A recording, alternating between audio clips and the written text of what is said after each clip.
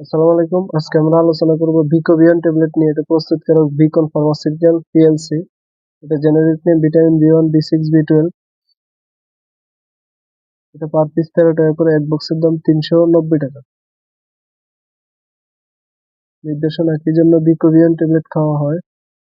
এটি সাধারণত ডাক্তারগণ হাতে পায়ে জ্বালা পোড়া, ঝিনঝিন করা, মাজা ব্যথা বা অন্যান্য নিউরোপ্যাথি ব্যথার জন্য ডাক্তারগণ দিয়ে থাকেন।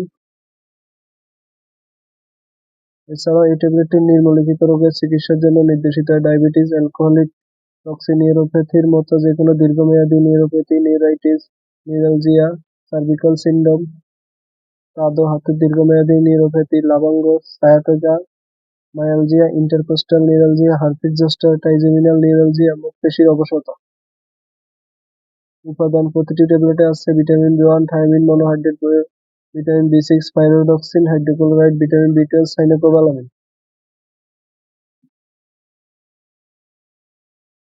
ফার্মাকোলজি: ভিটামিন বি1 শর্করা, ফ্যাটি অ্যাসিড ও অ্যামাইনো অ্যাসিডকে শক্তিতে রূপান্তর করে, স্নায়ুর স্বাস্থ্য, মন ভালো রাখে এবং হৃৎপিণ্ড শক্তিশালী করে। ভিটামিন বি6 লোহিত রক্তকণিকা, প্রোটিন, নিউরোট্রান্সমিটার যেমন সেরোটোনিন তৈরি করে এবং জমাকৃত শক্তি মুক্ত করে, হৃদরোগ, স্ট্রোক, অবসাদ ও অনিদ্রা দূর করতে সাহায্য করে।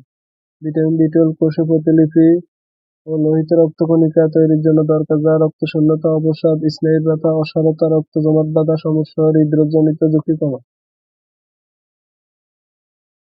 মাত্রা ও সেবন বিধি: দিনে 1 থেকে 3টি ট্যাবলেট অথবা ডাক্তারের পরামর্শ অনুযায়ী সেব্য। পার্শ্বপ্রতিক্রিয়া সাধারণত দেখা যায় না, কিন্তু কিছু কিছু ক্ষেত্রে অ্যালার্জির প্রতিক্রিয়া দেখা যায়। গর্ভাবস্থায় স্তন্যদানকালে গর্ভাবস্থায় মুখে খাওয়ার ট্যাবলেট অনুমোদিত, কিন্তু ইনজেকশনের ব্যবহার বেনজাইল অ্যালকোহলের উপস্থিতির কারণে অনুমোদিত নয়।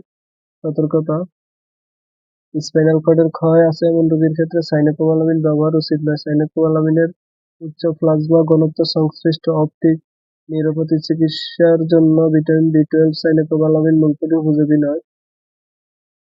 থেরাপিউটিক্যাল class: specific combined vitamin preparation সংরক্ষণ: শিশুদের নাগালের বাইরে, আলো থেকে দূরে, ঠান্ডা 25 ডিগ্রি তাপমাত্রার নিচে শুষ্ক স্থানে রাখুন। এছাড়াও যে কোনো মেডিসিন খাবার পূর্বে অবশ্যই রেজিস্টার্ড ডাক্তারের পরামর্শ নিয়ে খাবেন। নিজে নিজে ভিডিও দেখে কোনো ওষুধ খাবেন না। ধন্যবাদ।